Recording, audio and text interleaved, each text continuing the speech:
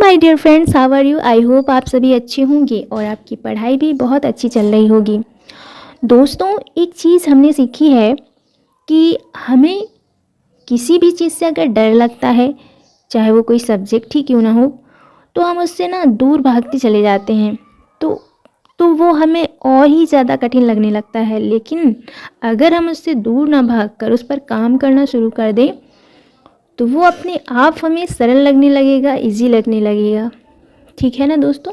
तो अगर आपके अंदर भी इंग्लिश का फोबिया है या आपको लगता है कि मैं इंग्लिश में कमज़ोर हूँ, मुझे इंग्लिश नहीं आ सकती, कभी मैं कुछ भी प्रोनाउंसिएशन नहीं कर सकती कोई भी वर्ड का, या याद नहीं कर सकती, तो ये सब एक उस पर काम ना करने का नतीजा है। तो अगर हम इस पर काम करें, डेली वोकैब तैयार करें और ज़्यादा नहीं, मुश्किल से 10 या 5 वोकैब ही तैयार करें, तो हमारी इंग्लिश बहुत अच्छी हो जाएगी। मैंने यही सीखा है और मैं भी इसी चीज़ को लेकर शुरुआत करने जा रही हूँ। तो आप भी मेरे साथ अपनी इंग्लिश को मजबूत कर सकते हैं। तो चलिए स्टार्ट करेंगे साथ में और इन्जॉय के साथ ही पढ़ेंगे, ताकि हमें कोई बर्डन ना फील हो, कोई प्रेशर ना फील हो। तो चलिए स्टार्ट करेंगे। देखिए, जैसे सबसे पहला वर्ड दिया है स्मार्ट। स्मार्ट का मतलब नॉर्मली सभी लोग बोल देते हैं वो बहुत स्मार्ट है। तो स्मार्ट का मतलब क्या होता है? क्लेवर। हिंदी में भी जानते चलेंगे। तो स्मार्ट यानी क्लेवर यानी चतुर। वह बहुत ही स्मार्ट है, बहुत ही क्लेवर है, बहुत ही चतुर है। तो अगला है चीफ। चीफ का मतलब होता है हेड। हेड यानी प्रधान। प्रधान का मतलब मेन। एक और देखिए, हमें पता चल गया कि चीफ भी कह सकते हैं, हेड भी कह सकते हैं, या मेन भी कह सकते हैं, यानी मुख्य या प्रधान। नियर बाई का मतलब होता है क्लोज। क्लोज यानी समीप। कहते नहीं, बहुत ही क्लोज फ्रेंड है, यानी बहुत ही करीबी मित्र है। नाइस मीन्स होता है गुड यानी अच्छा। शेल मीन्स होता है शील्ड यानी खोल या रक्षा कवच। बरो मीन्स होता है होल मतलब बिल। बोल्ड मीन्स होता है फियरलेस यानी कि निडर, जिसके अंदर डर ना हो। स्केर्ड मीन्स होता है फ्राइटेंड। फ्राइटेंड मीन्स होता है डरा हुआ। स्केर्ड मीन्स भी होता है डरा हुआ। अब जैसे फ्राइटेंड की स्पेलिंग पर ध्यान देंगे, FRIGSTENED। देखिए फ्रेंड्स, अगर आपको कठिन लगता है तो आप सभी वर्ड मीनिंग की स्पेलिंग को एक एक पढ़कर याद करें, और या फिर आपको जो ज़्यादा कठिन लगता है उस पर ध्यान दें ज़्यादा। वर्शिप मीन्स होता है प्रे यानी पूजा या प्रार्थना। डेंस मीन्स होता है थिक यानी सघन या घना।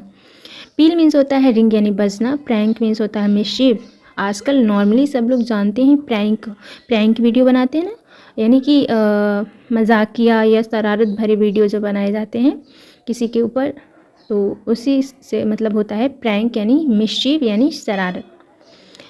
ब्लेस मीन्स होता है फायर यानी आग। ट्रेड मीन्स होता है बिजनेस। BUSINESS बिजनेस मीन्स व्यवसाय। फुलफिलमेंट मीन्स होता है अचीवमेंट्स यानी कि उपलब्धि, अचीवमेंट।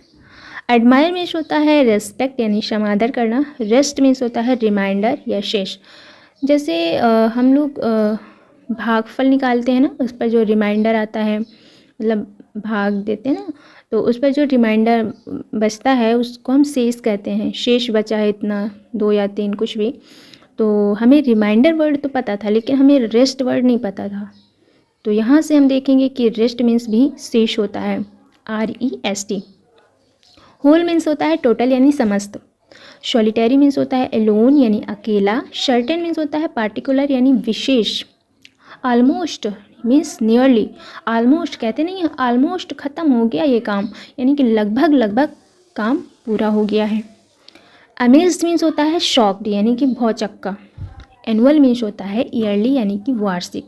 एनुअल फंक्शन वगैरह होते हैं ना विद्यालय में, तो एनुअल मीन्स होता है वार्षिक कार्यक्रम जो मनाए जाते हैं। लकी मीन्स होता है फॉर्चुनेट यानी सौभाग्यशाली, कहते हैं वो बहुत ही लकी है, फॉर्चुनेट है।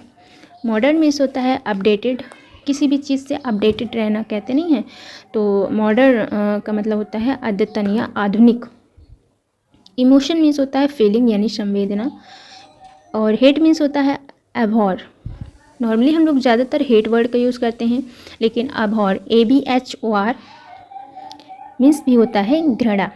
फर्टाइल मीन्स होता है प्रोडक्टिव यानी कि उर्वर, ठीक है। प्रोडक्टिव यानी कि रिच भी बोलते हैं, प्रोडक्टिव भी बोलते हैं, फर्टाइल भी बोल सकते हैं, मीन्स उर्वर। जैसे कोई भूमि होती है, उस पर हम अनाज उगाते हैं, अगर उस पर पेड़ उग रहे हैं, अच्छी फसल हो रही, तो हम उसको कहते हैं कि उर्वर भूमि है। लेकिन अगर उस पर पेड़ ना उगें, ज़मीन पथरीली हो, तो उसको हम क्या कह देते हैं कि ये बंजर भूमि है। तो बंजर और उर्वर में आप फ़र्क जानते होंगे। इसी को, उर्वर को हम कहते हैं क्या, फर्टाइल या प्रोडक्टिव या रिच। आशा करती हूँ आपको ये काफ़ी ज़्यादा इंटरेस्टिंग लगा होगा पढ़ने में और मज़ा भी आया होगा। तो ऐसे ही हम डेली 10 से 15 या 20 वोकैब तैयार करते चलेंगे। इससे देखना दोस्तों, कुछ ही टाइम बाद हमारी इंग्लिश बहुत ही अच्छी हो जाएगी और हमें इंग्लिश का जो डर है वो दूर होने लगेगा। धीरे धीरे इस पर हम काम करेंगे। तो चलिए मिलेंगे आगे अगले वीडियो में। तब तक के लिए धन्यवाद दोस्तों। Bye bye, take care.